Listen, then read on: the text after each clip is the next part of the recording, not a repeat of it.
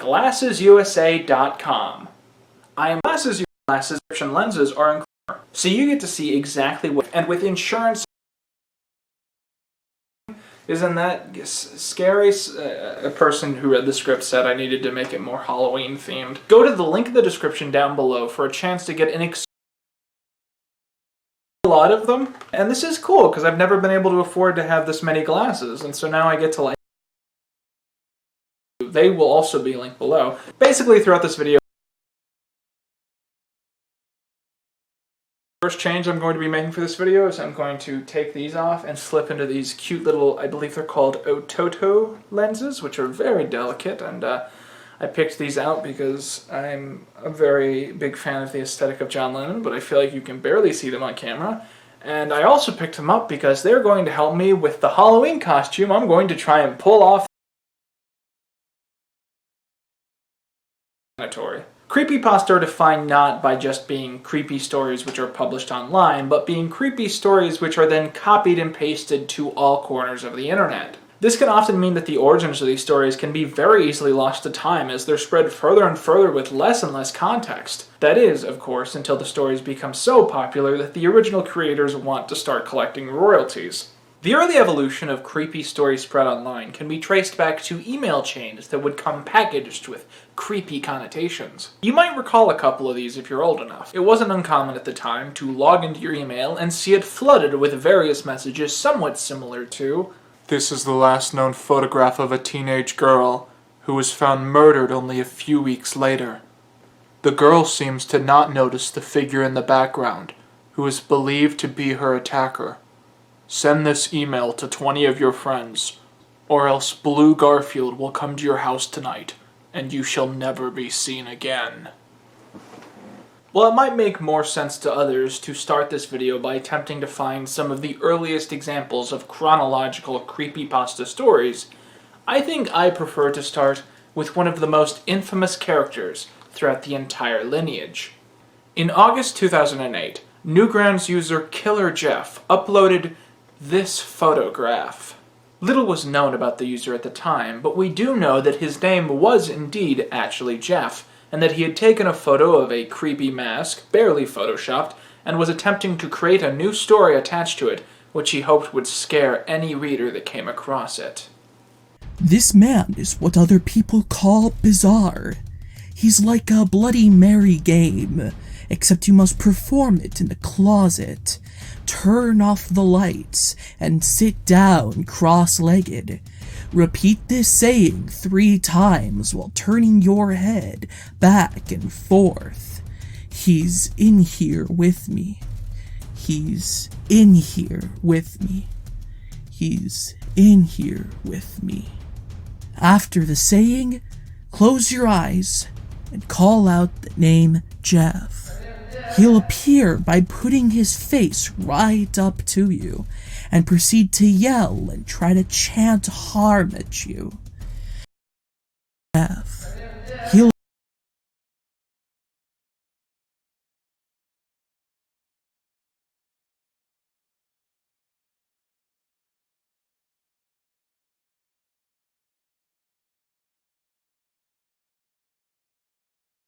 repeat this saying, Jeff.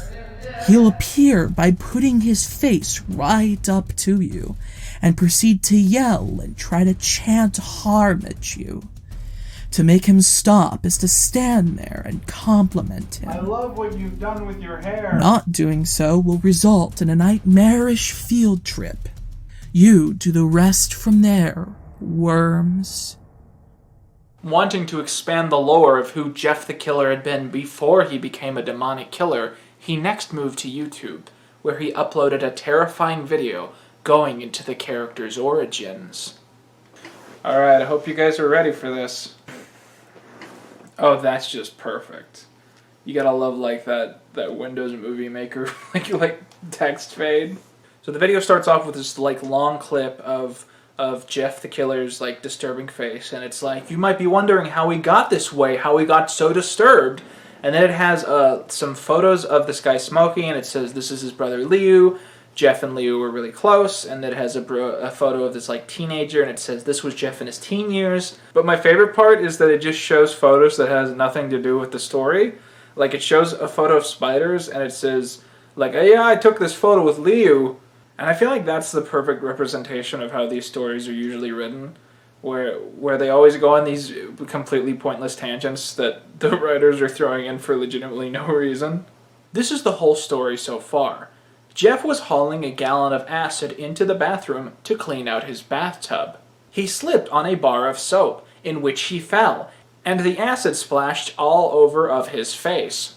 Damaging his face, the neighbor heard his cries for help and took him to the hospital. Leo was at work, but came over to the hospital as soon as he heard what happened to Jeff. Never again was Jeff the same. In all my years of hearing superhero origins and, villain flashbacks and anti-hero sob stories, I've never heard one that started with the phrase, "So I was trying to clean my bathroom." Jeff the Killer was cleaning his bathtub with industrial acid in like a giant tub, and he tripped and fell on the floor, and that's how he got his scars.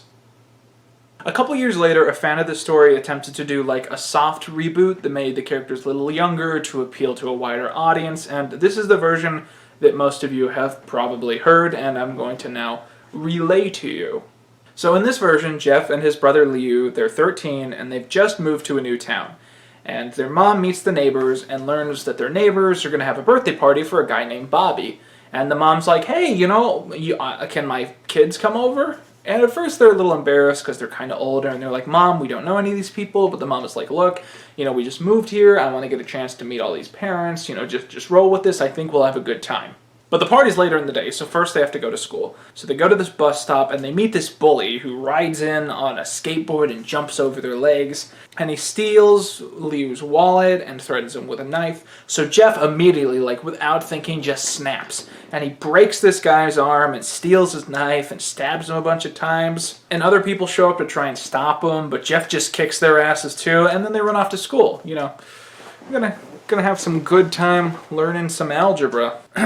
When they get home, their mom is waiting with the police, and the police have said, hey, a bunch of kids got stabbed, and they said one of you two started it, so one of you needs to fess up. And initially, Jeff was like, okay, guys, it was me, I'll face the consequences, because clearly we can't prove that these other kids started it. But then Liu steps up and says, no, it was me, Jeff wasn't involved at all. And for some reason, all the adults are more willing to believe Liu than Jeff. I don't really know the logic there. And so they take Liu away, they put him in handcuffs, and they say, you're going to juvie for a year, and they drag him away. Liu's gone, Jeff is devastated, and the mom goes, hey, you better get dressed for that party. So Jeff goes to the party, and everyone at the party is a little younger, and he's embarrassed, but they're all playing cowboys, and he decides to join in, and it says that he enjoys it a little bit too much, which I think is supposed to imply that because he's enjoying playing cowboy, he's like a psychopath. But then the bullies from earlier hop the fence, and they show up, and they want revenge.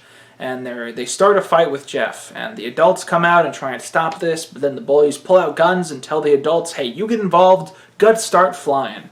So they fight Jeff, and they start hitting him, and he gets on the ground, and he's not really doing anything. And they say he's a coward for letting his brother be sent to juvie without standing up for himself, and they tell him to fight him. And this is a mistake. That's when it happens. Something inside Jeff snaps. His psyche is destroyed. All rational thinking is gone. All he can do is kill.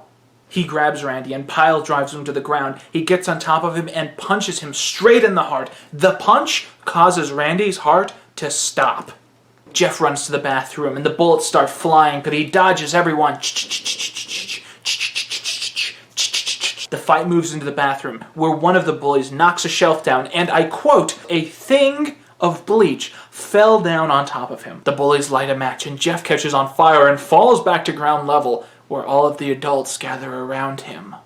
After seeing all the crazy stuff these bullies have been doing, the police figure maybe they started the fight earlier and they let Liu go. But by this point, Jeff is scarred for life, and he uses a knife to carve a smile into his cheeks and a lighter to burn his eyelids away, and then kills everyone in his family. My ultimate headcanon is that this second story didn't actually happen. and it's just something Jeff makes up to cover up for the fact that he absolutely got his scars because he tripped while he was trying to clean his bathroom. Jeff the Killer is the most famous creepypasta, and he's also the least respected.